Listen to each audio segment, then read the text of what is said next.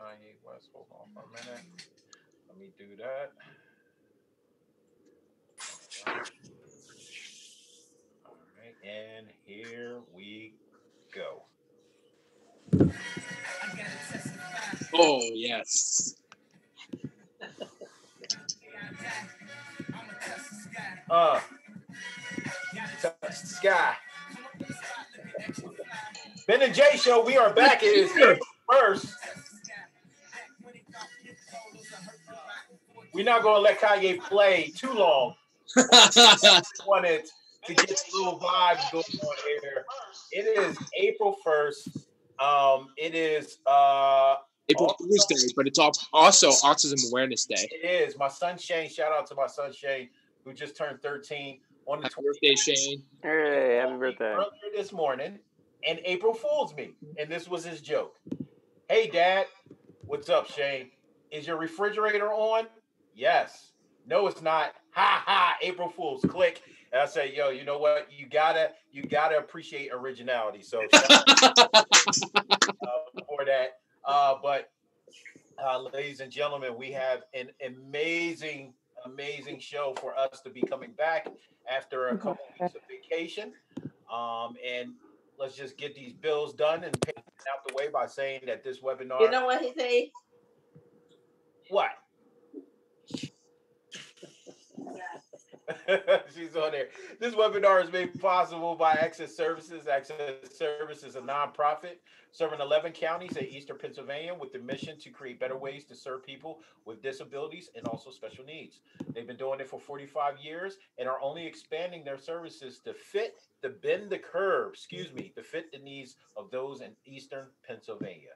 So tonight, along with all this excitement, is this juiciness that we have. We're giving away what, Ben? What are we giving away? We have 2 gift cards to Starbucks that we're going to raffle off at the end of 2 winners, so please stick around. So not only are you excited off the adrenaline of the interview, but now you add caffeine to it, so you're going to be up probably until the next week. That's us here at the Ben and Jay Show. So Ben, why don't you introduce yourself to everybody here, new people, our guests, people who don't know exactly who you are. So I'm Ben Hartramp. I am AKA the mayor of the unofficial mayor. I was homecoming king at North Penn High School. I was on the Ellen Show with John Dormouse, and I carried the trophy for the Philadelphia Eagles when they won. I started this show in the middle of COVID last year, a year ago. Shout out to the Ben and Jay Show. It's been a year. It's been a great year. We're going strong, and I just wanted to say thank you to Kaylee and Jamel and everybody. Kaylee does the behind the scenes stuff. So yeah, and then tomorrow is Write It Up Room for World Autism Awareness Day, and I'm so excited to tell you, Governor Tom Wolf of Pennsylvania is going to be wearing blue tomorrow. My goal is to get everybody to wear blue, especially the President of the United States, Joe Biden.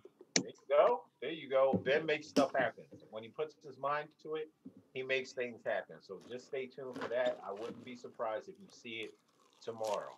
That is one thing about Ben that I love and I know. So me, the lesser part of this conglomerate called Ben and Jay, my name is Jamel Owens. I am a awesome dad, and I use the word awesome instead of autistic. It's just a salutation to those individuals that are on. And basically, my role here as a father is really to not only give you a different perspective, but also engage our guests a little bit more differently than what a person such as Ben, an autistic himself, could possibly do.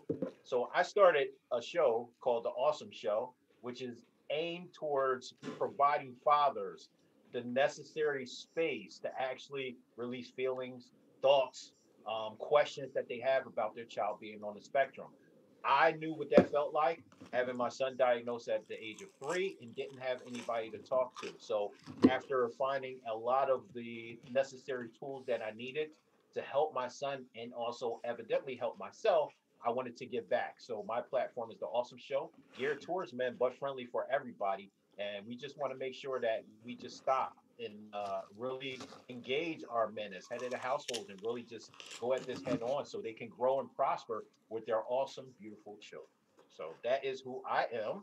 And Ben really did just give me a call during COVID and said, hey, I want to do this show. Are you down with me? And I said, well, I'm furloughed from my job. I don't really have anything to do. I'm going into that depression. And what gets me out of depression is giving back to people. So I said, let's get it done. And we've been going and Ben, this is like what, show 40 or something Yeah, like that? this Like, is our we've been doing this for a year, yeah, and it's a lot of shows. So shout out to everybody who, who joined us, who's been there from day one, who's coming aboard. Shout out to all our amazing guests. We are ecstatic about this. And hopefully we just keep on going on, right, Ben? yes, sir. Cool. So today, it kicks off Autism Awareness Month. April 2nd, wear your blue, tag the Ben and Jay show on social media, and we will repost and share your photos. Wear your blue, wear your smiles. Most importantly, learn something about autism and those beautiful autistics in the world. They are beautiful, beautiful people, full with love and just hope. And it's just amazing to learn from them. So make sure you do so tomorrow and every day, even after that. Okay. So Ben, do you want to introduce our guests or do you want me to sit there and introduce our guests? I can read the bio if you want me to. Sure, Ben, go ahead, man. All right, a bio for a boy called Poe. When David Wilson's wife falls victim victim to cancer, he became a single father who must care for his autistic son, who is in the 6th grade. Patrick, who prefers to be called Poe, is gifted but challenged children who was very close to his mother, unable to communicate on his own since of loss. As a father and a son struggle to deal with life. After after mom, they each began to withdraw into their own worlds. We are so excited to have Julian Feder, Christopher Gorham, and John Asher. Chris and John, known as the gifted autistic first-handed beginning fathers to children on the autism spectrum. Ladies and gentlemen, please welcome Chris, Julian, and John. There you go. Everybody. Hey. It feels like the late night show with Jimmy Fallon, but it really isn't. Hey, guys, we just want to say thank you for taking time out of your busy schedule to actually join us. I want to give a shout out to Ben for actually just, and just really going ahead with this interview, reading that, being excited, getting everybody motivated. Shout out to you, Ben, for actually doing that. Thank you. That. Guys, thank you for joining us. The movie, the dialogue behind it, the story behind it, we are very much intrigued and willing to really find out what's going on behind this movie. So for John and Chris, the first question, what are your son's formal diagnosis? Okay. I didn't know really anything about autism except for the movie Rain Man before my son was diagnosed. And when you say formal diagnosis, it was interesting. We went to UCLA. We weren't sure what was going on. My son had a seizure when he was about 2.5, and then he had another one later. Oh, wow. And a friend of mine who's in the movie, his son has autism, and he said, maybe your son has autism, you should get him checked out. And the formal diagnosis, I think, was the doctor looking at us and saying, your son is exhibiting behaviors of autism, and the conclusion is we believe that he has autism. And it's and learning that it's such a huge spectrum. So that was his formal diagnosis. For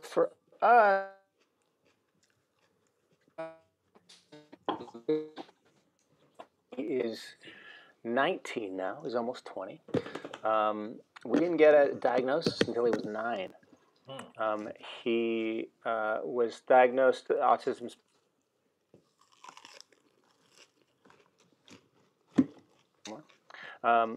We have since found out that he actually has a genetic disorder called a 22q 11.2 deletion syndrome, or DeGeorge's syndrome. It's also called VCFS, which for him actually causes his autism. So for a lot of parents, it's a complete mystery, and will remain so. Like, you know, because it's one of the very common questions that parents ask when they get this diagnosis, or when their child is diagnosed. Why? And for most parents, you know, they're really there's no answer. Yeah. It can be a hard thing to accept.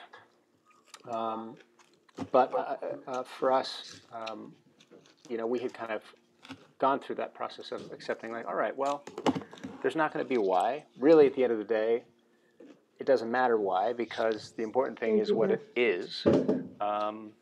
And the important part for us, like the most important part of the diagnosis is to remember that whatever the diagnosis is, your kid is still your kid. That's just who they are. Like, these diagnoses are just names to put on things that then give you kind of a roadmap to how best help your child to become the best version of themselves, which I always found was a helpful way to think about it. Definitely.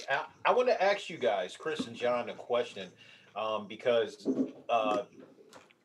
you guys probably haven't heard my material or seen it, but if you type up my name in Google, there's various articles that I have written, and I've written from a place of just borderline depression, or you might consider depression, where when I first heard that diagnosis, it was pretty much a death sentence for me. Right. Instead of focusing on what the needs of my child and my family at that time needed, it was all about me.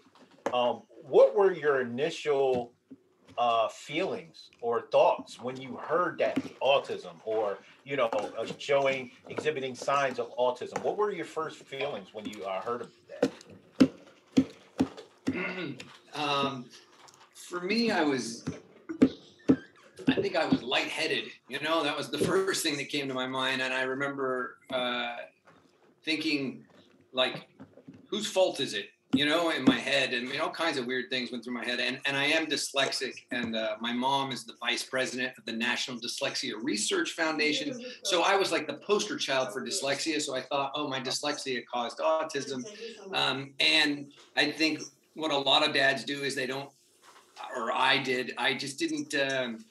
I didn't tell my wife at the time how scared I was, and seeing how, you know, the statistics of how many marriages end is incredible. And I think that men in general, I'm generalizing, but they take a lot of the responsibility. And I think that I did that, and it shattered my world. I know your feeling. I know where you were coming from, and I needed to make this movie in order to breathe again. That's why I made it. Wow.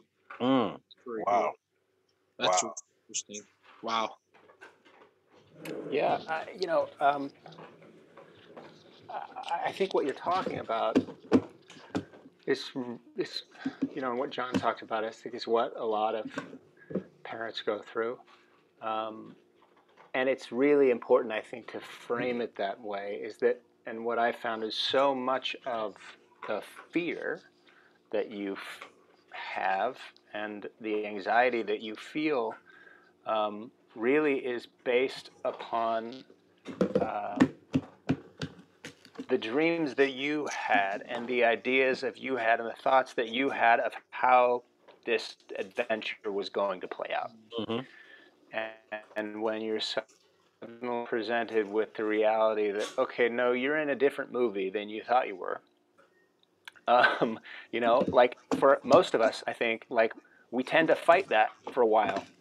Like, it's hard to let go of the movie you thought you were in, to then fully then commit to the movie that you're actually in. You know, like, this is what your life's going to be. So that can be just, it can just be really difficult. And I think it's really important to frame it that way, that it has so much of the difficulty of it is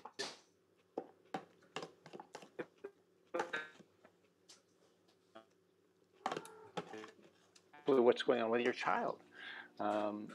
And once you're able to take yourself and your own ego and all of your expectations out of it as much as possible and just focus on the person that's in front of you, who is the same person that's been in front of you since they were born, you know, then you're really able to kind of be the best dad or parent that you can be. Wow. Wow. I mean, it's funny how we never met each other ever in our lives, never known each other until now. And the commonality between feelings and thoughts are the same across the board. And I think, you know, everyone needs to understand that in the community, internal and also external, with outside the community, need to really understand that is that we always share something. It's the strongest point in our existence as human beings, and that is the humility part. You know, we either have it from the beginning, when our child is diagnosed, or we gradually grow it to a point where it exudes from us time in and time out. So what you guys are basically talking about is a point where I'm at right now. And it feels good to hear that because I know I'm going in the right direction. And obviously, when someone else hears this too, they're either going to want to strive to get there, they are there, or maybe they surpass that and will have some words of wisdom for us to continue this journey on with our children. So, well, it's, you know, it's what it like this conversation, like in this journey that we're talking about, like really is one of the things that made me want to do this movie. You know, John had sent me the script and I read it, and like what I loved about it was how honest it was about what this journey is for, you know, for this dad, but, you know, for parents, how hard it can be. You know, like it didn't shy away from the really difficult moments where you fail, because you do. You know, when I sat down with John to talk about, you know, possibly doing the movie, I just assumed that he knew that I had a kid on the spectrum, and I was like, oh, this must be why, you know, they want to see me for this film. But he didn't, and it, you know, so it was just one of those moments. It was like, oh wow, well then, you know, we should do this then, because this is great, and it's one of the things that I'm really proud of in the film is, you know, I've had multiple parents, you know, come up to me in person, or, you know, at premieres or things, or via social media, and really being so appreciative of that, of us really trying to tell what it's like honestly, because people need to see it, you know, unless you've lived it, like you don't understand. Yeah. I just wanted to piggyback on what you said, Chris. You know, like when you said about those barriers and those dreams and stuff, you know, sometimes dreams do come true, but sometimes they don't. Yeah. And you know what? It just reminds me that kids on the spectrum like me, you can do anything if you put your mind to it. And my boss always says, Benny, you're a mover and a shaker. So if I can move something, I can make something happen. Yeah, that's absolutely true. That's absolutely true. And it's that thing, you know, where, you know, you've got, like, for me, when Lucas was diagnosed, and this, you know, especially this was, what, 10 years ago, there was so much less information. There was the community was so much smaller and less connected than it is now. Like, I felt very alone, and it just feels very scary. It's like, oh, what does this mean? You know, like we're being told, like the doctors are all telling us, well, he has to go to a special school now, and he has to do, and like, you know, he may never go to college, and he may never do this, and he may never do that, and it's all very scary. And it takes a community of support to realize and to see, and frankly, like Ben, you know, it's so important and valuable.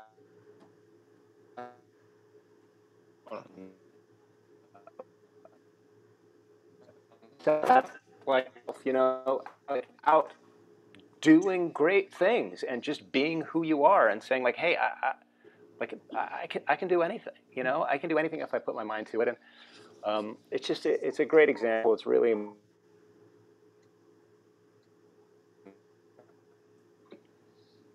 That's very cool. Sorry that you put your mind to it. Yeah, that's very interesting. Definitely. For a question for John, we're going to move on to the questions because we got so many people.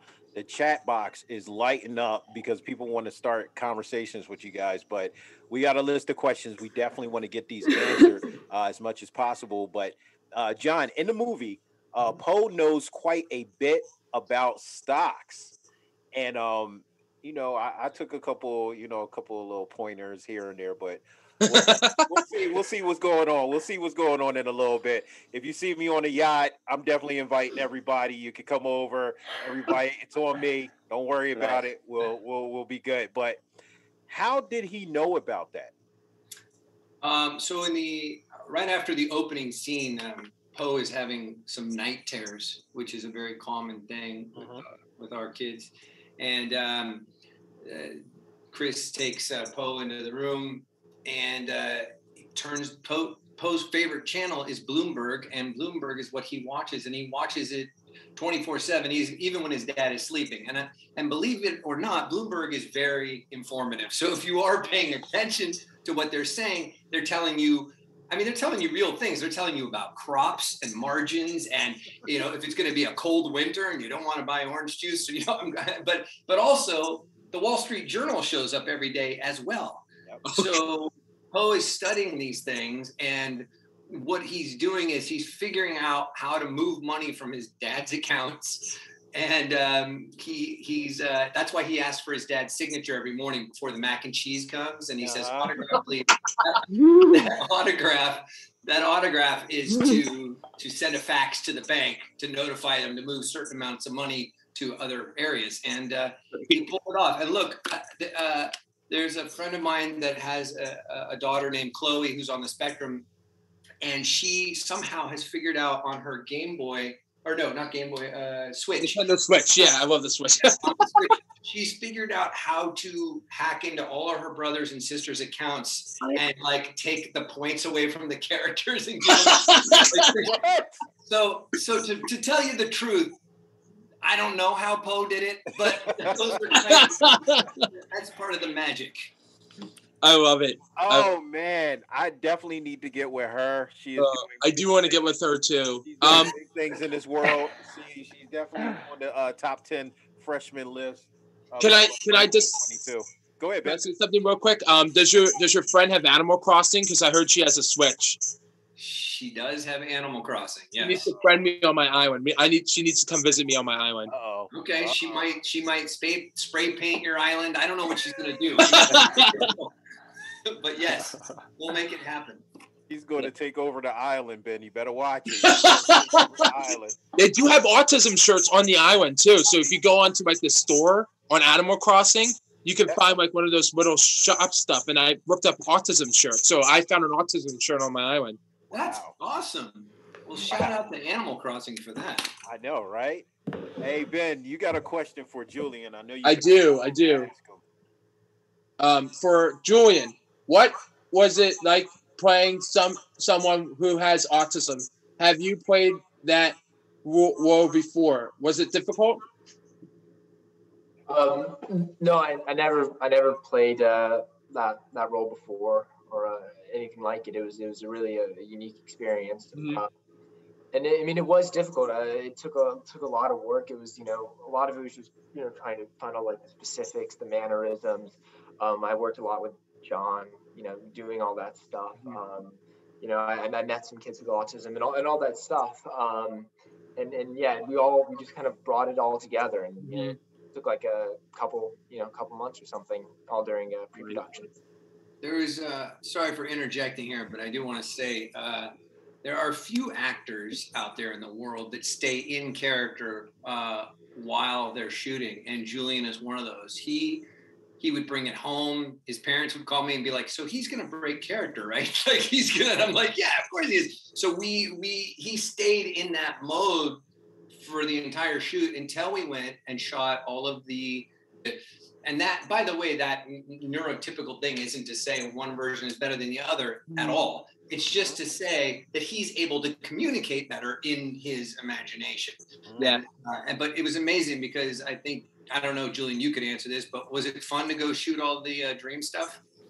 Yeah, it's definitely fun. I mean, we went on all these like little kind of adventures and exploring. It was a lot of fun. You know what? Let me ask you something that's off the script, Julian. What is one thing you can take away as away from it? Was it, we're all just people, we're all just, doing our own. The imagination, both of a person that's on a spectrum, those autistics, whereas though it's sort of like giving you appreciative of that. Question. Can I say something real quick? Can I piggyback on what you said? Yeah. I like the part when, and I'm going to throw this off the script that what you said. I like the part when Poe goes underneath the blanket. And you said that again, John, like the non-typical.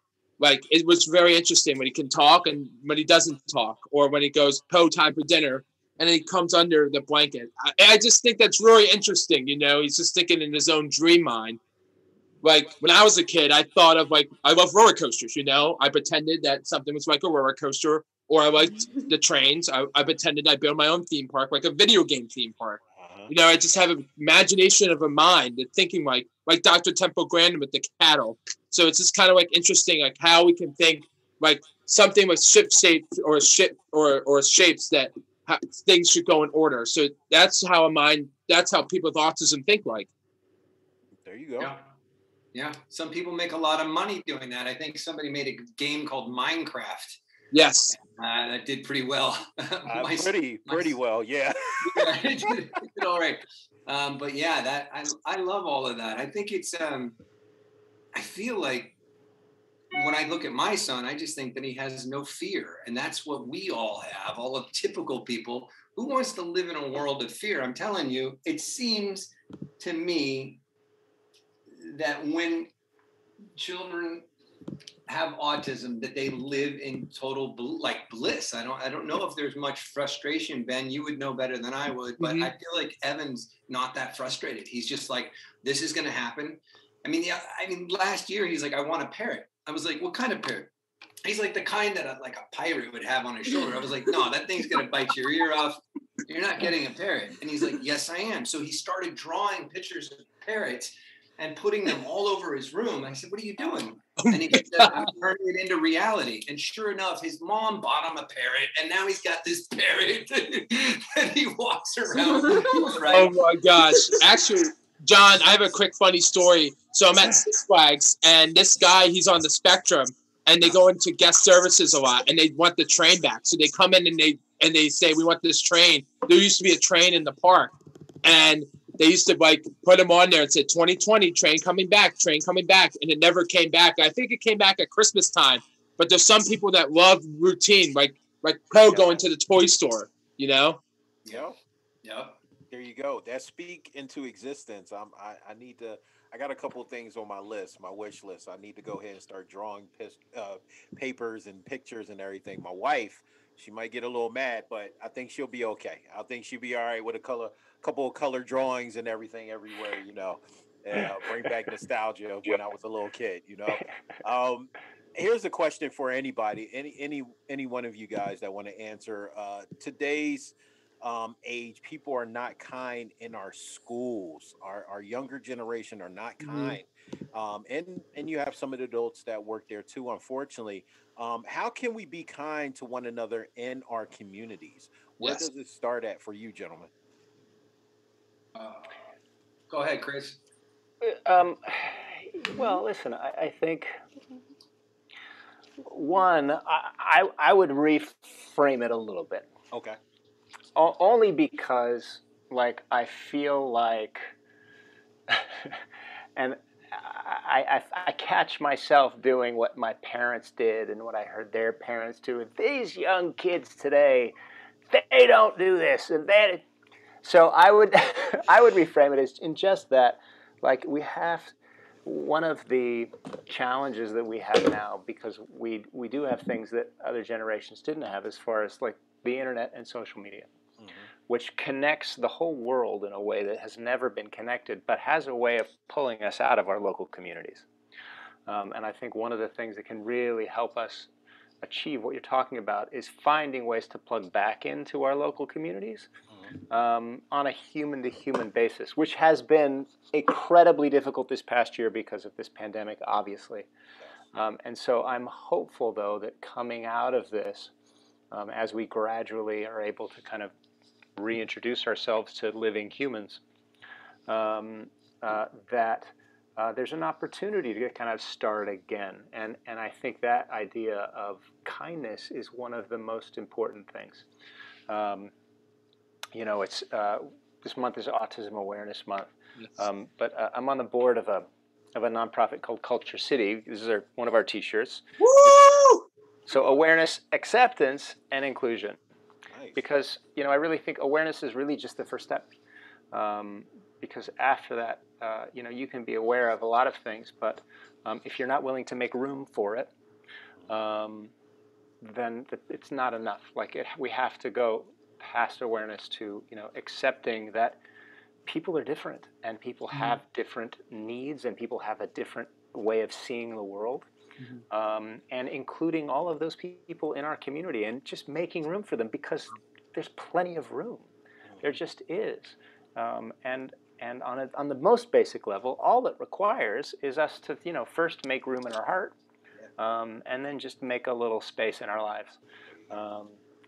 And I think it'll make us so much stronger in our local communities first, but then, you know, as cities and states and as a country and as a world. Yeah, I agree. I also want to add to that, Chris. I think a lot of it, especially the bullying and the judgment and all that stuff, is fear-based, right? You know, you're scared of something, you go, oh, I'm going to make fun of that. You know what I mean? But like, if you can, the people that have no fear are the kind ones, right? They're the ones that are going to be like, hey, buddy, what's going on? Let's hang out. Let's figure out how to communicate. You may not be speaking my language, but that doesn't mean I hate you. You know what I mean? Let's just get on the same page. So I think erasing the fear is a big thing. And you know, education has to be at the top of the list, right? Because when you're educated with proper information, then you will probably go out in the world and do good stuff. Definitely. Julian, did you want it to speak? Oh no, I mean, I agree. I definitely think that I mean, like you said, I think that, you know, getting more connected just around you with people, you know, I know that for me it's helped. Like, I don't have a phone or anything like that. I just try and, you know, just kind of enjoy what's around me. I love that. I just wanted to say one thing. I actually speak at schools, so I use a slide in my presentation. And I love when Ellen says, be kind to one another. If you see somebody sitting alone, join them. That's what I would do. Yeah. If you see somebody being unkind, step up for them. If you see somebody if you see somebody not invited, invite them. If you see somebody be unkind, you tell a teacher, you tell an adult. There you go. I think, you know, there's obviously has been some very negative points to COVID-19 and the restrictions that have been brought upon us, but also for our awesome children as well, because they strive just being able to possibly make friends and be integrated, you know, with other children and teachers and their routine at school. I know my son, thank God, he was able to actually adapt to this situation and do homeschool, and now he's back 4 days out the week, and he loves it though. Like he calls me every day, or he sends me notes from his journal, which I found it like refreshing that he started a journal. Many of us, and once again, I go towards the men. This is a young man that I'm helping to raise. We have a problem putting our feelings out there, yet alone writing them down. And my son just started a journal out of nowhere where he's writing his feelings every single day, whether it be happy, whether it be about Jenny, Teenage Robot, which is his favorite, anything. He's just writing them down. And that makes me happy because he's not bottling them inside. And, you know, we have our talks as well. But I think back to the question, just to piggyback off of what you guys are saying, I think it really starts at home. Mhm. As far as the reinforcement, the love, the daily conversations, and then the connection in the community and also in the schools. You know, just affecting those people that work in those environments and just letting them know, like, hey, you know, my son and daughter, you know, they're autistic, but they strive in this area, but they may need you in this area.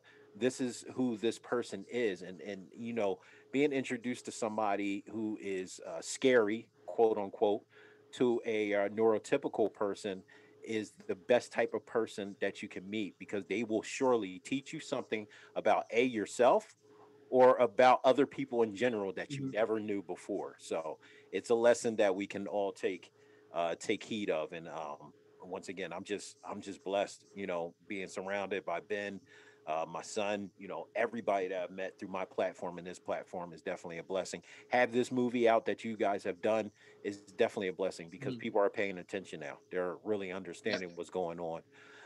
So just wanted to put that out there. John and Chris, question as far as being a parent.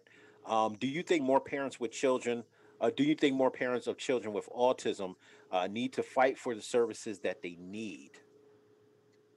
Yeah, yeah, 100%. I mean, again, the people that provide the services, we put a little piece in there about insurance in the movie because it was important. Jenny and I went through a lot of problems where, you know, we didn't have the money to pay for UCLA card. We didn't have, you know, insurance was like, oh, that's a luxury. That was a luxury. No. My son needs to learn. We, you know, it was mindless what was going on. I don't know what the landscape is like right now. I have no idea. My son's 19 and doing very well. But like back then, getting anything. I mean, he needed a helmet for his head, and I remember the insurance company.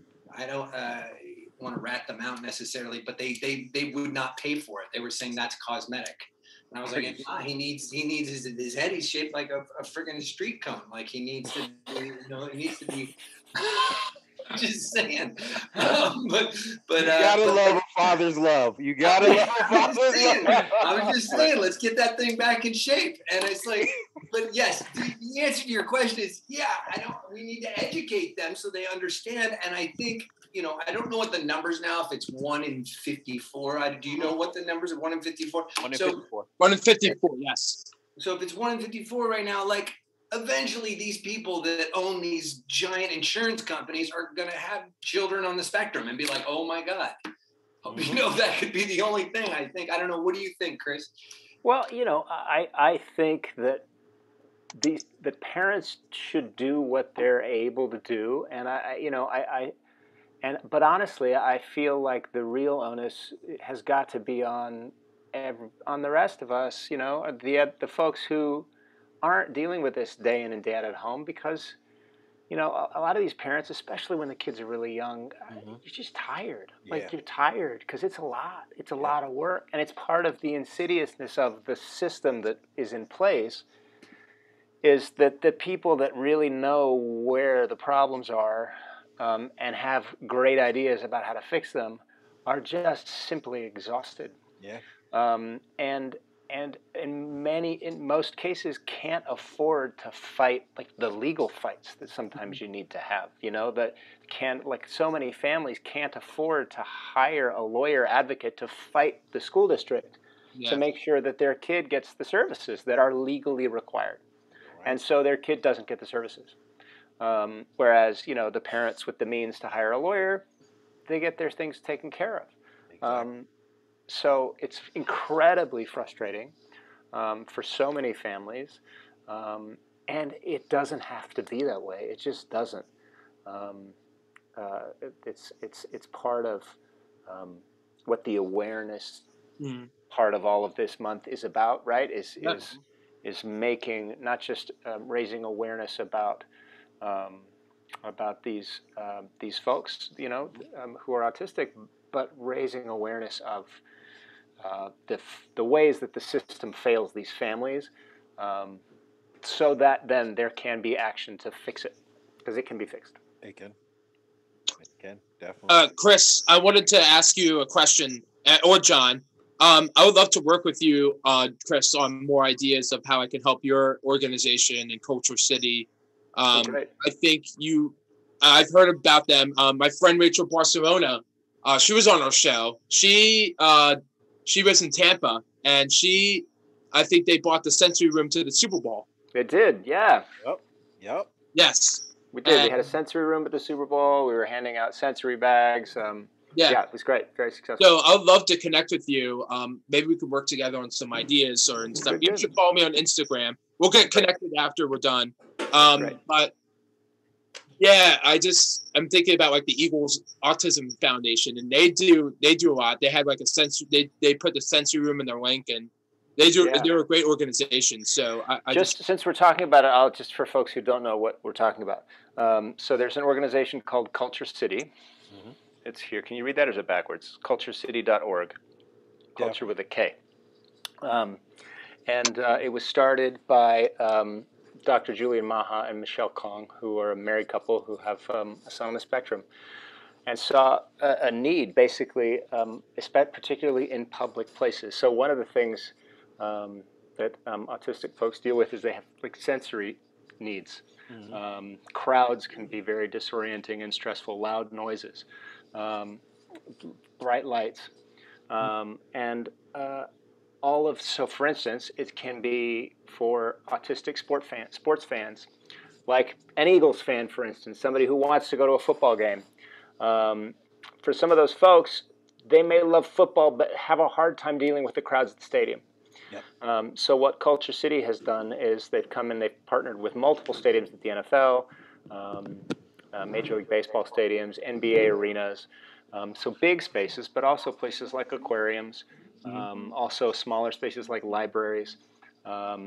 We just connected Culture City with the Orthopedic Institute for Children out here in Los Angeles to make the hospital sensory inclusive. So what they do is they provide sensory bags. So it's a bag filled with noise-canceling headphones and like fidget tools.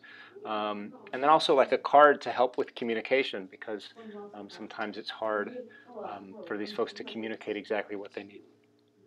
And it's not just for autistic families, it's also for people with PTSD, any kind of sensory need or invisible disability, to help them have access to these big public spaces and public events that they otherwise might not go to because it's just too difficult or it's too stressful. We give them, in some places, like the stadium in Philadelphia, a physical space, a sensory room where you can go, where the lights are dim, where it's quiet, and you can relax and get out of the madness for a minute, get back to center, and then when you're ready, you can go back out and enjoy the game with your family. That's definitely a good thing. When I seen the Eagles, shout out to Eagles, matter of fact, Yes, for doing that. I thought it was a lie. Quite actually, I thought, it's fake news. This is not real. There's no room for a room in the link. Like, yeah, you think about Eagles football. I don't know if you guys ever been to an Eagles game, like a Eagles home game, but if you don't have thick skin, you definitely don't want to join any Philadelphia teams. Crowd. Is it okay for John to wear all his Rams gear when he goes there? Oh, please do. Oh, please do. Is that cool? Oh yeah, that's really good. That's really good. You will make John. You might have to escape to the sensory room. Right. But when I heard the information, I was like, oh, this can't be right. And then I read it. I remember clicking the link, and I was reading it, and I was like, yo, this is amazing. For the NFL to recognize it, but for a team to make it a initiative in order to be placed. Then learning about Jeffrey Lurie and his connectivity, his brother, autism, his brother, and then the Eagles Foundation with my introduction with Ben, who Ben and Glenn were the first guest on my show, so I learned so much more about what was going on in Philadelphia. Yeah, simply amazing. Well, one of the things I left out, which is actually, I think, the most important part of what we do at Culture City is, aside from the bags in the rooms, we go in, we train all the staff, all the public-facing staff at all of these facilities gets trained on how to recognize someone who may be having a sensory need or some kind of invisible disability, and how to be helpful instead of being afraid.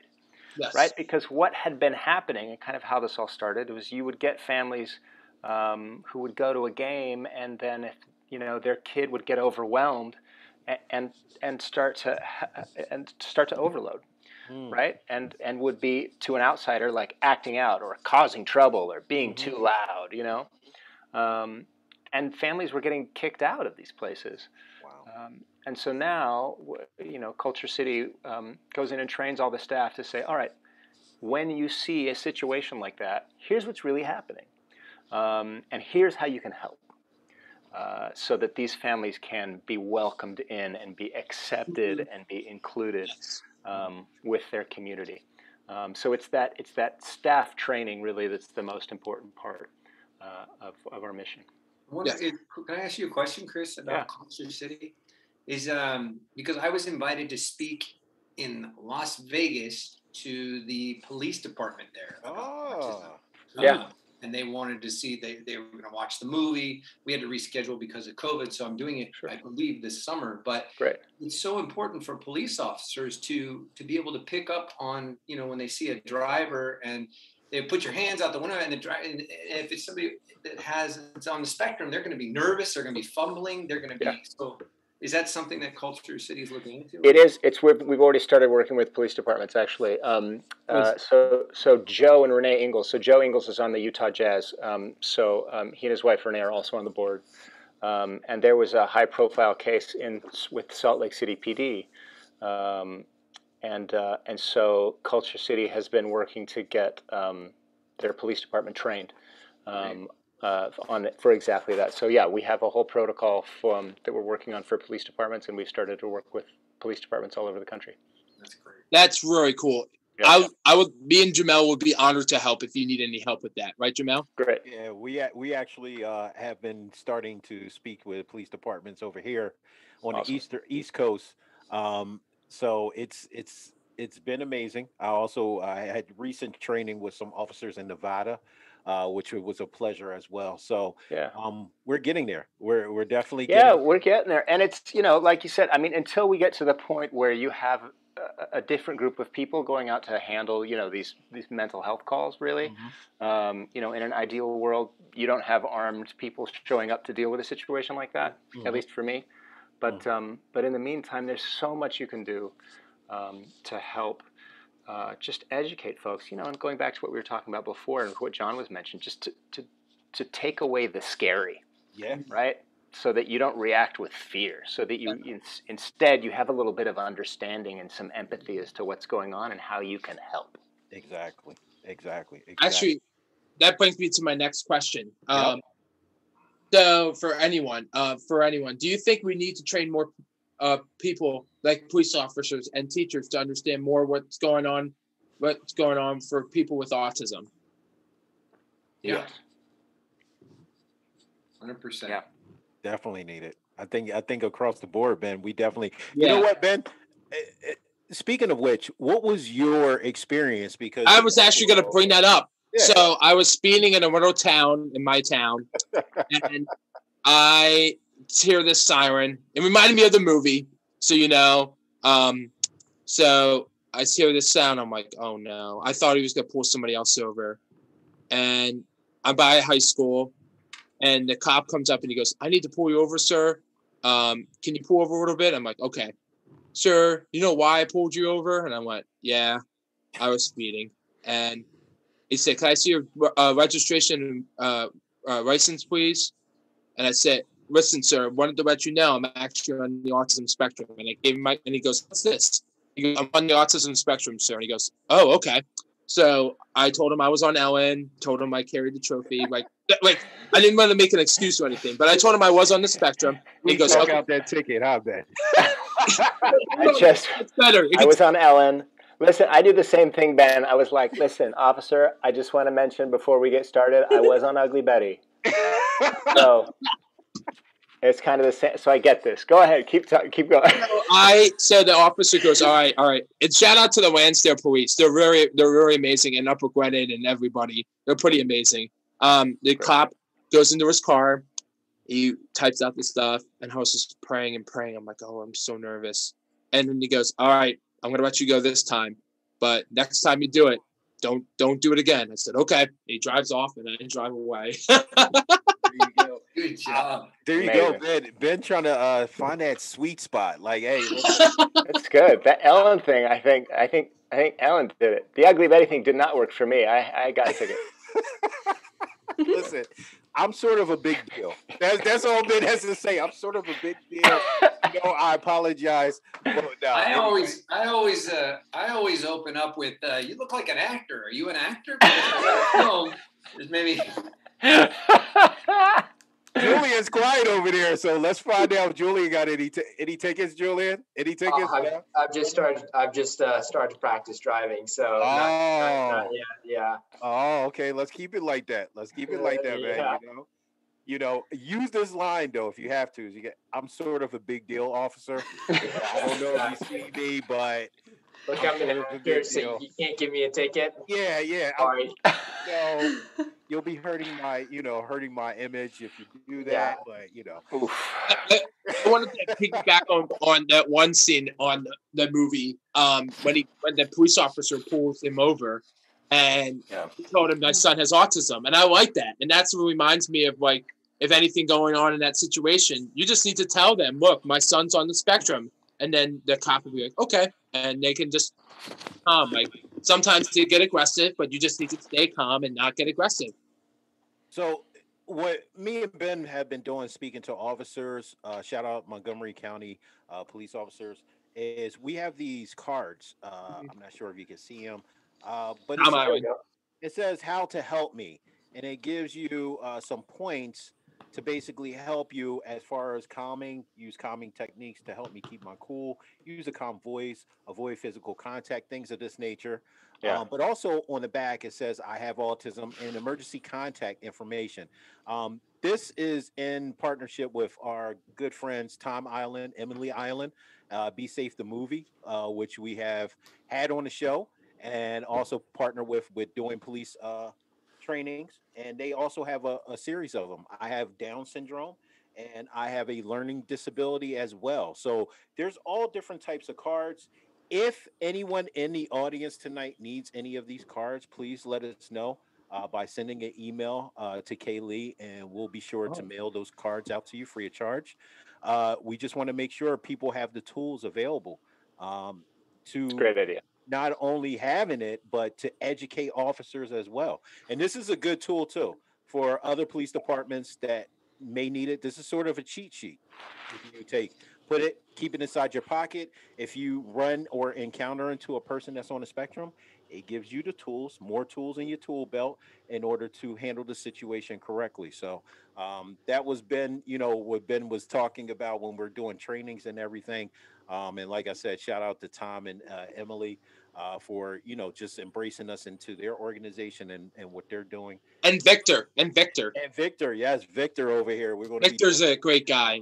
Victor, he's the best. Actually, I do have a quick story, if that's okay, about police officers real quick. Okay. It was Christmas Eve at my church, and shout out to Hilltown Police. And I come up to this guy and I said, I'm Ben, I'm on the autism spectrum. I talked to everybody and I said, thank you for what you do for your service. And we talked and he goes, oh, my son's on the spectrum. So this police officer has a 4-year-old on the spectrum. So it's really cool how God can use this in many different ways to connect with people. So it's just really cool. So I wanted to follow up with him and just shout out, I forget the guy's name, but he's a really nice man. And I'm just so grateful that we need police officers like that to understand more about autism. We definitely do. Well, you know what, ladies and gentlemen, we have so much time have elapsed. We have so many questions that we answer. We want to give the audience a chance to ask our good idea, Jamal. I agree. So at this time, little housekeeping rules. We're going to unmute all of the microphones. We just ask that everyone take their turn, one at a time. Just be respectful of the length of your question, so someone else can get a question in. Introduce yourself, first name, last name, whatever you feel comfortable with, and that's it. So at this time, we're going to open up the floor. We're going to unmute everybody, and you can ask away your questions. Hi, my name's Sandy. My real name, though, is Ben's mom. Thank you guys for being on. We adore this movie. It was so moving. Julian, you were so convincing. We were like looking it up, like, you sure he doesn't really have autism? So thank you for that. It was just an amazing production. And you heard Ben say his passion is roller coasters, and I was wondering, John and Chris, do your sons have a specific passion, and how have you found time to join them in whatever they really truly love? My son currently loves animating, so he's learning how to animate on Source Filmmaker, which is an incredible program. Shout out to Source Filmmaker. And what they do is you can take any video game you want, and they've made it so you can separate the characters from the background. So you can take a background of I'm going to go real basic here, but let's say like World of Warcraft. You can take a background from World of Warcraft, and then you can take the characters from Five Nights at Freddy's and put them in the world, and then they have, he creates these scripts and incredible stories. So I think quite possibly he wants to be a director like his dad. Yeah. And what was that site again? That is Source Filmmaker, and you can download it on Steam. Ooh, I love Steam. I do like Roller Coaster Tycoon too. Oh yeah, nice. Dude! I literally can zone out on that forever, and then when the roller coaster doesn't work, I get so frustrated. You're like, goes down, and then it goes up, and then starts going backwards. I'm like, come on. I have a question. Do you guys like roller coasters? Speaking of roller coasters, not as much as I used to, Ben. They tend to make me a little sick now. Dude, I love roller coasters, Ben. Paradise Pier is my hangout. That's my jam. California. When you come to the East Coast, if you ever come to Philly, let me know, and I'll hook you up with tickets to Dorney Park. Nice. All right. I'm in. And I'll wave from you guys from the ground, because I got you, Julian. I got you, Julian, too. That's what I meant. Julian, do you like roller coasters? I haven't really been on any big roller coasters. They seem fun, but I don't know. Julian's my man. See, me and Julian would be down at the bottom waving. Yeah. I might be on one of like the kid roller coasters or something. A little dragon. Yeah, exactly. Great question. Thanks, Sandy. Sandy, amazing woman. If it wasn't for her and my wife, then Ben and Glenn wouldn't have been on my show. So all this is because of her and my wife. Everything is just started. So, shout outs to you, Sandy. Thank you for everything. Hey, can I ask a question? Oh, sorry. Go ahead. Oh, Glenn. Hey, thanks. Julian, how old were you in the movie, and how long did it take for the filming? I think I was like 10 or 11. I don't remember exactly.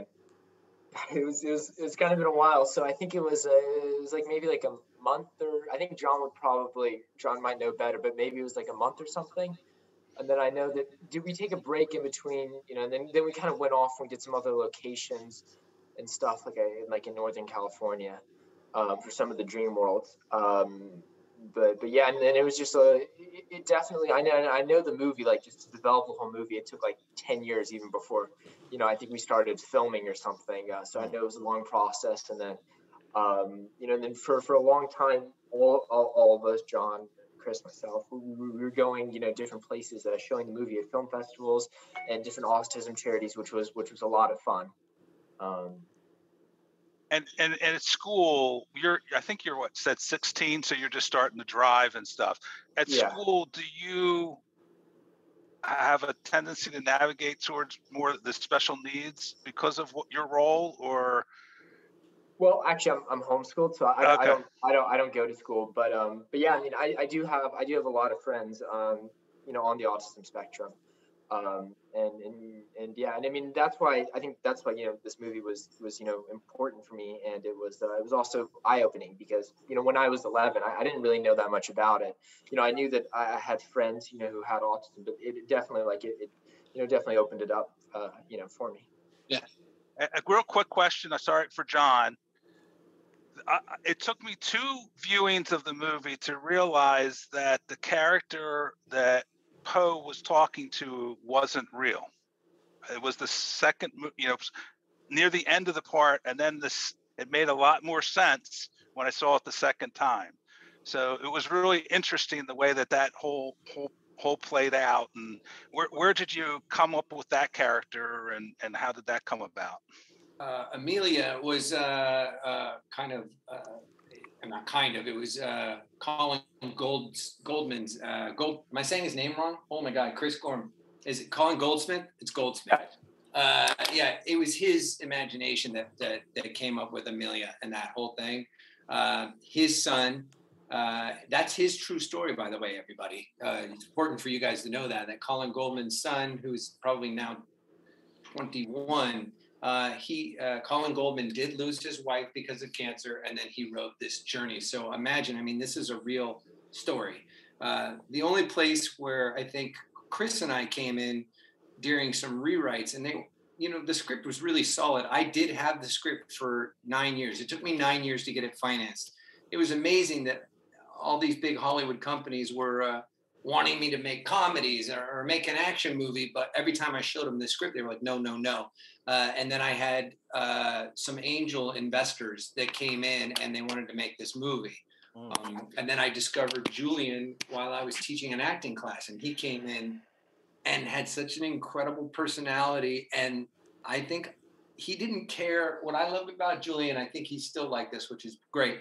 He doesn't care what anybody thinks. And like I said earlier, I don't think people on the spectrum care what anybody thinks about them. You understand what I'm saying? So it's like they don't take things personally. And Julian was wearing, I think, like a pair of shorts and cowboy boots and a Japanese kimono, and he just had such this like crazy outfit on. And I remember working on an audition with him, and he memorized 12 pages in about 2.5 minutes.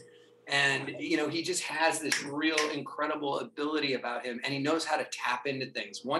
The second I call action, he knows how to go. I'm sorry, I digress. But in answering your question, Amelia was always part of the script. And that was played by Julian's friend, actually, which is crazy. They've been friends with Catherine Carmichael. Anyways, did that answer your question at all? I think so. I think it answers this question. That's amazing. How that all came together. Listen, everyone here, you have to see the movie if you haven't already. Just like Glenn, see it once, see it twice, see it 3 times. It's worth it. Just the perspective that it gives everyone. I haven't heard one negative thing about it. Like, honestly, I haven't, me personally, when I watched it. And hopefully I can watch it with my son, because I want him to actually really sit down and view it and just tell me what he took away from that movie. I saw the movie with my son. Yeah. And I said, what did you think of the movie? And he said, and he whispered to me, he said, well, I think that Poe has autism. And I said, yeah, he does. And he said, do I have autism? And I said, yeah, you do, but you're doing fantastic. Is there nothing, and he said, so as Poe gets older, Poe's going to do better too, right? He was very concerned about Poe. And I wanted to say, sorry, I was tipping on something, but, Chris and I, Chris was involved in some of the rewrites with me, and, we wanted to make it authentic. I'm going to talk about it, but how brave is Julian to do this? The stomach problems that these kids have, you know what I mean? I've got this 11-year-old kid on a crew and all these people watching, and he's sitting on a toilet, but that scene was important, you know what I mean? To paint the entire picture, and the scene where his father explodes at him, that's something that really truly happened to me with me and my son, because I didn't feel like he was listening to me. And then Chris saw that scene. He was like, thank God you put this in here. And we just wanted to make it as authentic as possible. And then Andrew Bowen, who plays the janitor and the cowboy and all of the other characters, you know, that his son is on the spectrum as well. Everybody involved on this film was really there. And I keep telling people, you know, I didn't make the movie for autistic families to watch. Like, they don't need to be educated. Mm-hmm. This movie is a tool for autistic families and their friends who go, "What's autism like?" And you go, "Here, watch this movie and then call me." You know what I mean? That way, that was the idea. I'm done, but you guys did a great job. Ben and I watched it together, and Ben was on his edge of his seat every time. Like, he was thinking, "Is Poe going to be okay? Is he going to be okay?" So you guys did a fantastic job. So I'm going to leave it to everybody else to ask some more questions. Thank you, guys. I really appreciate it. Glenn. We got a couple questions. Kaylee helped us moderate this. So Kenny, we're going to go ahead and let you ask your question next. And after Kenny, Megan, and then we're going to get to some other hands real quick. So Kenny, you got the floor, buddy. All right. Hello, everybody. Hi, John. Hi, Julian. Hello, Chris. My name is Kenneth Gustavo Valdivia. You can call me Kenny for short.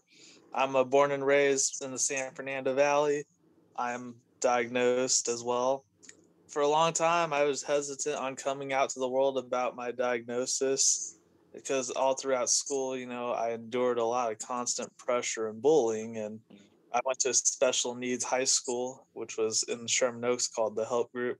And yeah, I just wanted to be done with that. The second I got out of high school, I was like, okay, I want nothing to do with this thing anymore. I just want the world to see me as a regular Joe, and I just want to fit in. But of course, you know, with the real world, that's where problems got worse. And, you know, a lot of people were hesitant on like inviting me places and, you know, including me in projects and hangouts. And for a long time, I was just like, okay, what is going on? So, you know, about a couple of years ago, I decided to open up with, you know, some of my closest friends, you know, outside of my family and just people in general that are not affiliated with autism. And, you know, that's when I wanted to come out and, you know, be upfront about it. And then about a year after that, I started a YouTube channel. I discussed my personal experiences with autism. I talk about some of my goals I want to accomplish. And also, as of recent, with the last year, I've been able to get special guests affiliated with some of my favorite movies of all time.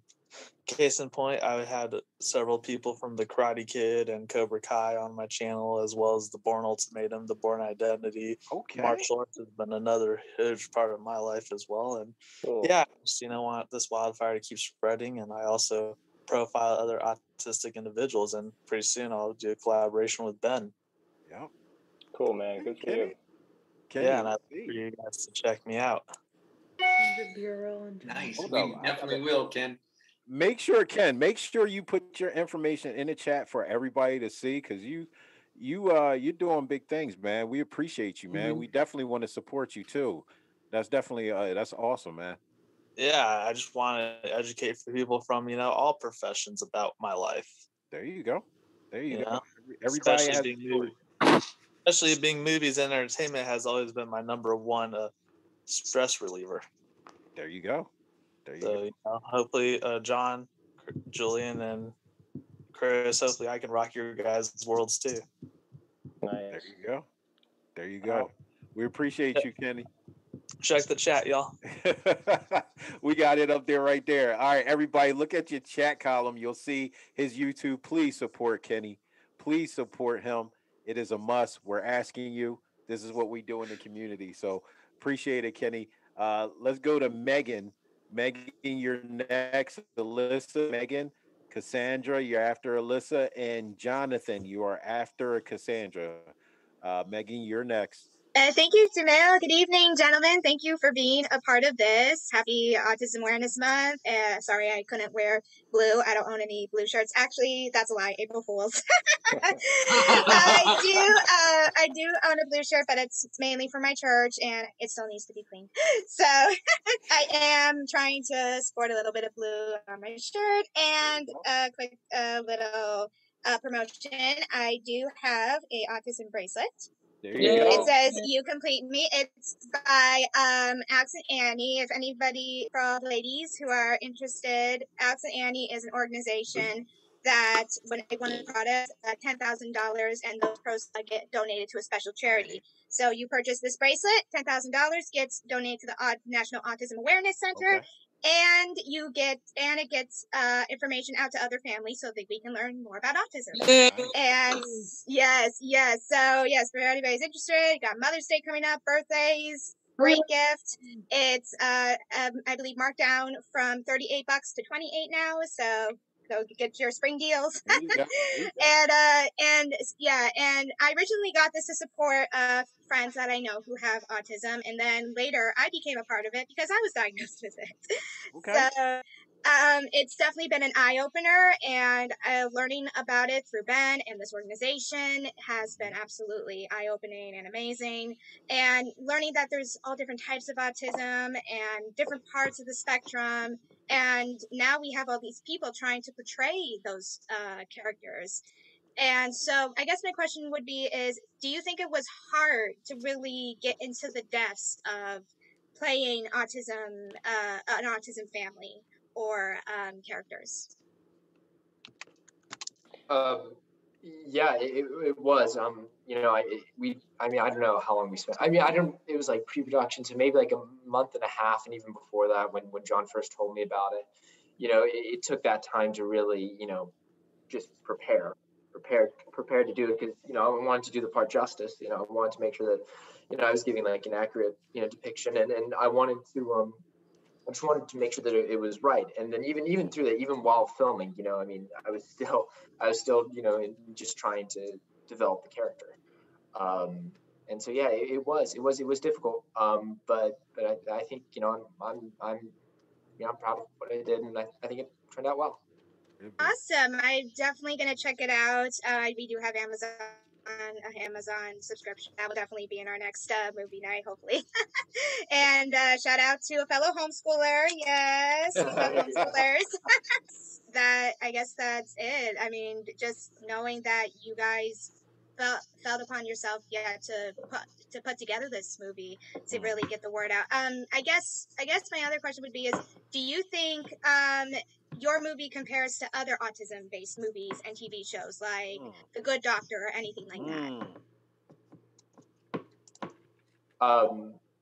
Yeah, I mean, I think the really unique thing with Poe was, you know, that it I think that the Poe was exceptional, and that it really, I think, portrays, you know, what it's like, you know, to have autism, what it's like for, you know, family members, you know, dealing with that. I think that was all brought in because so many people, like John and Chris have said, you know, so many people were touched.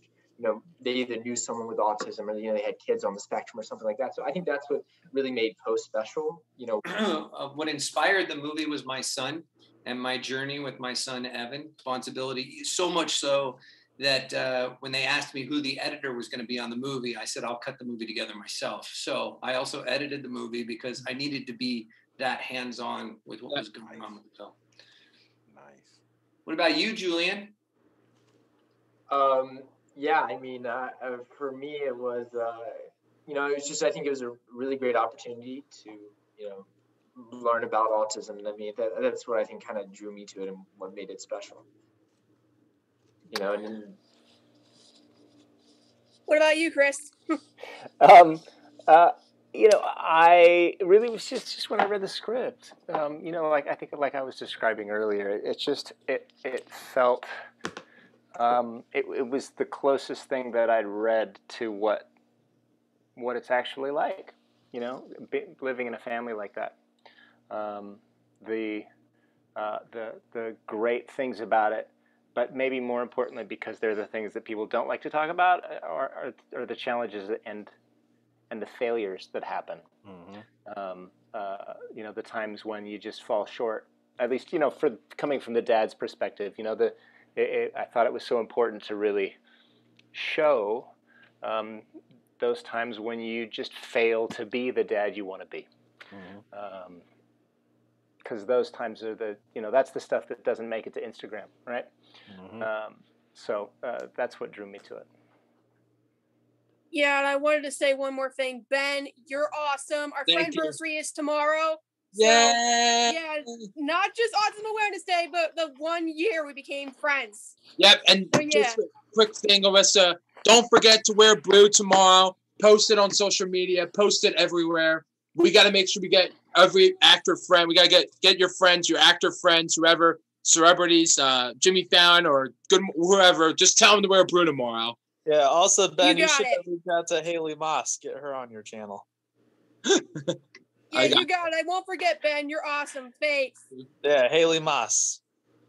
There you go. Thank you. Thank you. You know what I'm talking about, Ben. We appreciate it. Cassandra, you are the next person. The floor is yours, Cassandra.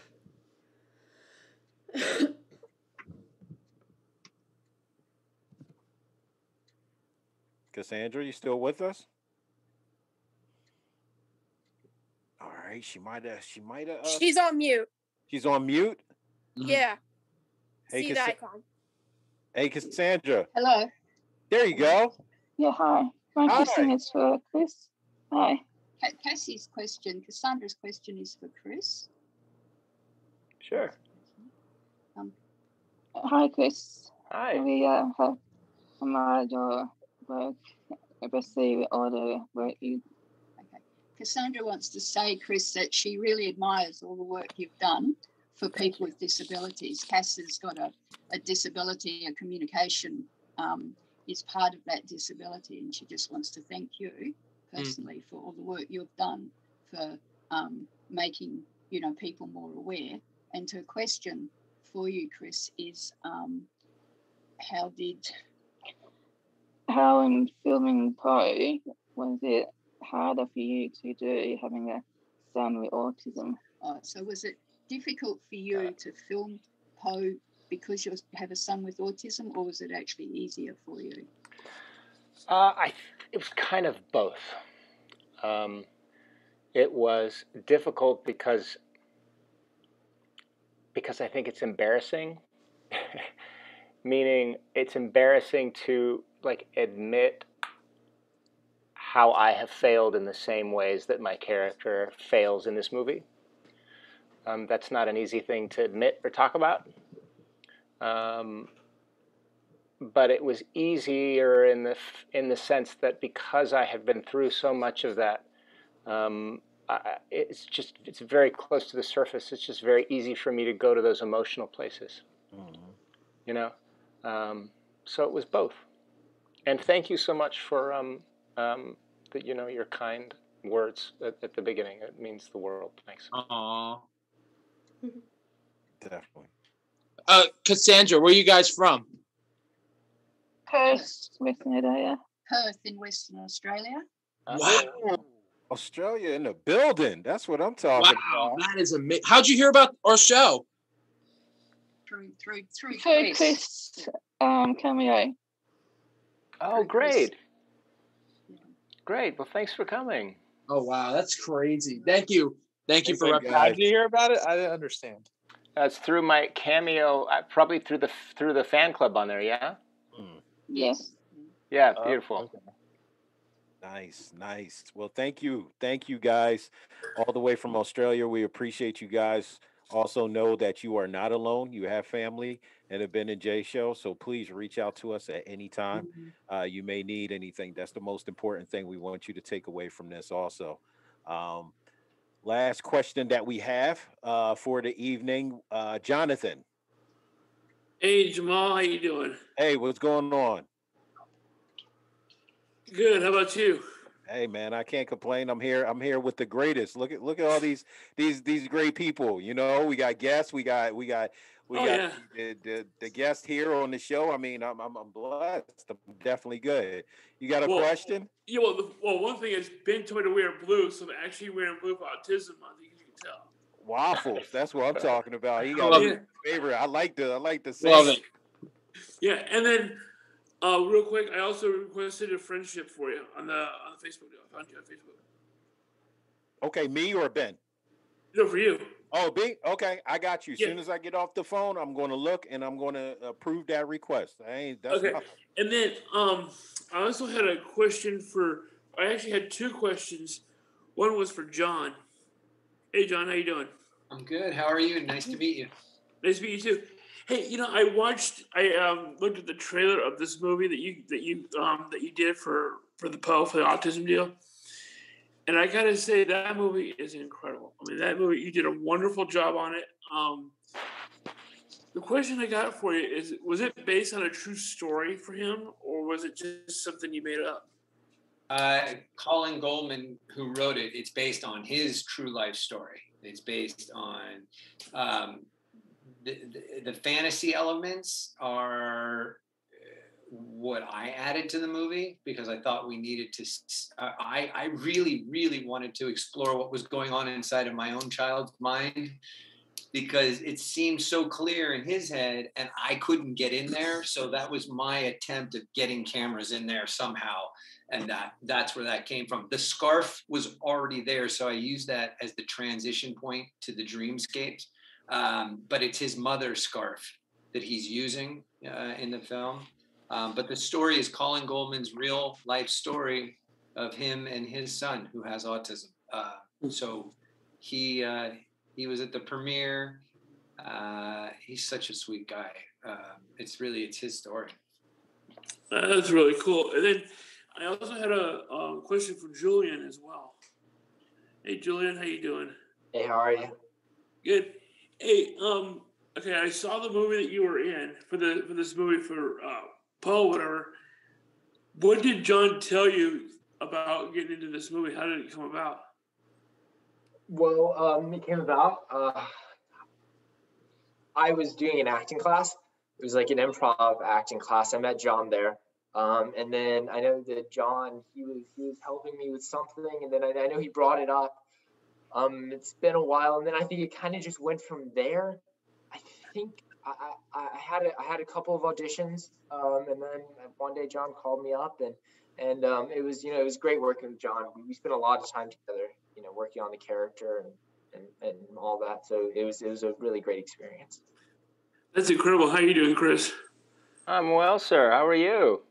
Good. Hey, before we get off here, I just want to say I love your shirt, by the way. Hey, thanks. I'll show it again in case anybody missed it. Yeah, that's an incredible shirt, man. Thank you. Yeah, so, and I just wanted to give one quick shout out to Ben for inviting me to come on the show to see you guys on here. Because Ben and I are good friends and stuff. We do movie chats and stuff, and that's where he made the announcement about his show and stuff. So I thought about it, and then he sent me the link, and I got on for the show for today. So thank you so much. Absolutely. Go. Thanks, Jamal.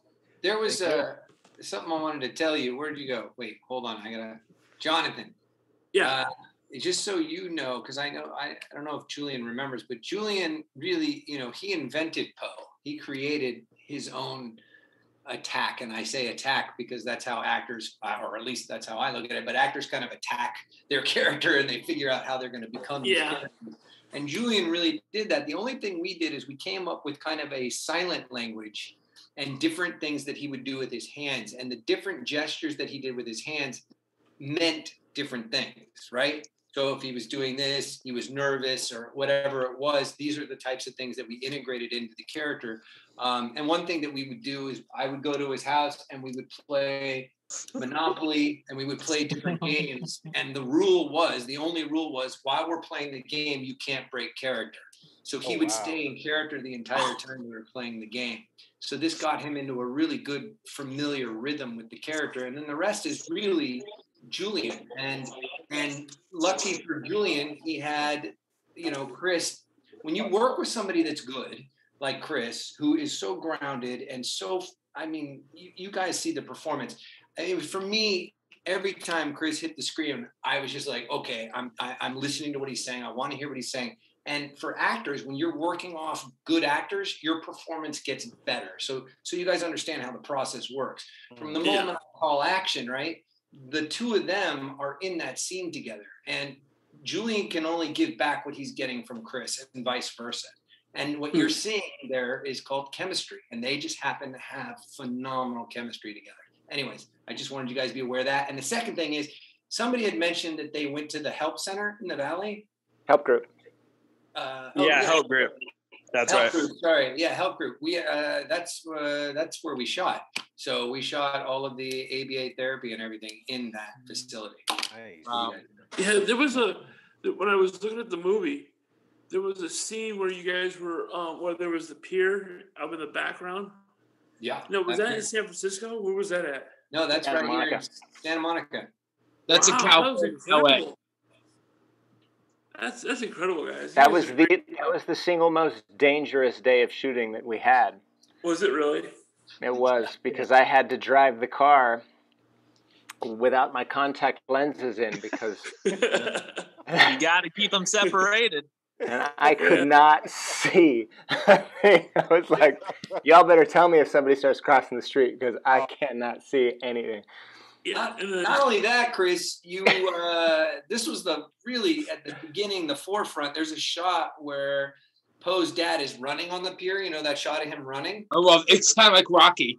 Yeah, he was, okay, exactly. Yeah, that shot was done in one take, and it was shot with a drone. So Chris is running with a drone about 2 feet from his face. Wow. With a drone operator who's running in flip-flops alongside him. That was little things you guys may not know. And we only had one shot to get this because of how expensive the pier was to be on.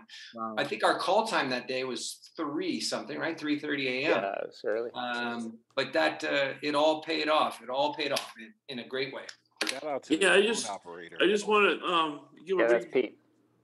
One thing I want to say, guys, is Jamal, thanks. I mean, thanks for having me on the show, man. I know it's you guys' 1 year anniversary, but this is the first time I've been on your show, so thank you. We love you, Jonathan. Thank you for coming. Thanks, man. Really appreciate you guys. Thank you so much. Chris, you had something to say before we get our last audience member, Madison, on the line? Oh, did I have something to say? No, I was just saying the drone operator's name is Pete. Pete, shout out to you, Pete. Hey, shout out to Pete. Seriously, listen, the guy, he's incredible. Running in flip-flops, running in I will buy you superhero. There you go. All right, our last person, unfortunately, Madison, you have the floor. Hello, I'm Madison. Hey. So I am currently a senior. I'm studying special education, early childhood education. I'd like to be a teacher, and like an autistic support teacher, emotional support, multiple disabilities. So moderate to severe disabilities is more my calling. Yeah. And I'd like to know from like a family standpoint and from individuals with autism, like what's something that we can do to make life and like education life a little bit less stressful? Because I know you guys said before with like it's easier for people to have lawyers that can like fight for what their kids need and stuff. So what's something that we can do other than like being at IEP meetings and like trying services? What's the thing that we can do to help you guys as family? I mean, from the view, for me, what I'll say is, I would say, make sure you're taking care of you, because it's not an easy job, fighting for your kids and just being there for them. That's like, how can we be connected in one way? We need to be a village. That's what we're missing. A village, a community. Exactly. You're right. You're 100% right. Well, Madison, I hope that answered your question. You can also, too, get with us as far as the Ben and Jay show. Send over another question because we can put up a poll, get some more answers to you. But you know what? This interview is just it was amazing. Great way. It was amazing. To kick off Autism Awareness Day. There you go. It's nothing better. Beginning Friday, April 16th, a boy called Poe will be showing for an entire week at the Water Tower Cinema in Montgomeryville. That's what I'm talking about. Anyone can buy tickets now at watertowercinema.com. The theater is abiding by COVID-19 rules. Wear a mask. Have distance seating. So Ben will be there at 7 p.m. on the showing on April 16th, 7 p.m., April 16th. The man, the myth, the legend, Ben Hartraff will be there to give everybody hugs and popcorn. Hugs and popcorn. Well, that'd be great. Maybe you guys could do like a little shout out video and say, "Hey, Water Tower." And there you go. Ben, I don't know why you don't if you want to do a Q&A at the end of it and call us on your cell phone. I know, Chris, we're around, man. Let's go. Let's get the audience. There you go. Oh, there you go. Really? Oh, okay. Oh, yeah. Set it up. Make it happen. There you go. It's about okay. I'll do. Yeah. If Chris can't be there, I'll be there, and Julian will be there. Chris is busy, by the way. I was making a joke. Cricket literally in the middle of shooting a show right now. There's probably a crew standing behind that wall right there. You don't know. Well, guys, thank you for joining us tonight.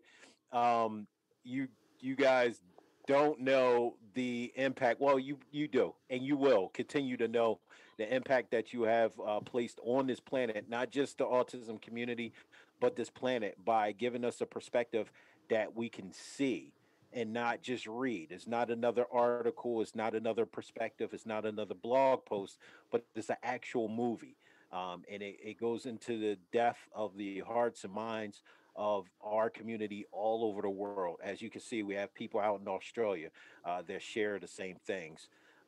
So, we here at the Ben and Jay Show just want to extend our family offer to you guys. You guys are a part of our family now. So anything you need, definitely give us a call and we'll be there.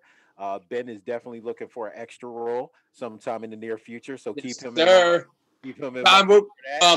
We'll get connected. I sent you my website and everything. So do you have Facebook or anything or Instagram? You can follow me. Great. There you go. So the opinions expressed on the Ben and Jay Show pertain to individual perspectives and do not necessarily represent the stance of Access Services Incorporated and the affiliates. Just got to get that out the way because we go into words of encouragement. But Ben, we have to do the prize. That's right. Who won the prize, Ben? Okay, we got to do the prize real quick, and then I'll end with my quote, and then we'll do that. And then, okay, so Kaylee. All right, the winner is Jerry Greg Jordan, and Jonathan. Jonathan, you won. John, first time on the show and you winning stuff, man. Woo! You're going to Starbucks. Oh, man. You can Thanks, guys. I didn't even think I was going to get picked. Man, that's great. Thank you. Go, man. Listen, extra shot of espresso goes a long way. Long way. Just remember that. Congratulations, you guys. Thank you for joining us. Let me end with my quote. Having autism is not a bad thing. It doesn't characterize who we are. Everyone is unique and special, just like a rainbow. Ladies and gentlemen, let's give a round of applause for Chris, Julian, and John. Thank you so much for coming out tonight. Shout out to Kaylee Tazar, Jamel Owens, my co-host, my mom and dad, my Lord and Savior, Jesus Christ. And I just want to say God is good, and I love you all. Have a great Easter. Tomorrow, write it up, bro. Let's get everybody to wear blue tomorrow. All right. The goal is to get the president of the United States to do it. We got the government. We're going to get. Check me out, John. Hey, Jamal, don't forget to check me out. Thanks, everybody. Thank you. Thank you, guys.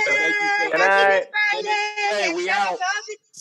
Educators. Woo, we love teachers. Bye-bye. Good night. Bye-bye. Yeah, Jay, I sent you that video about Thomas.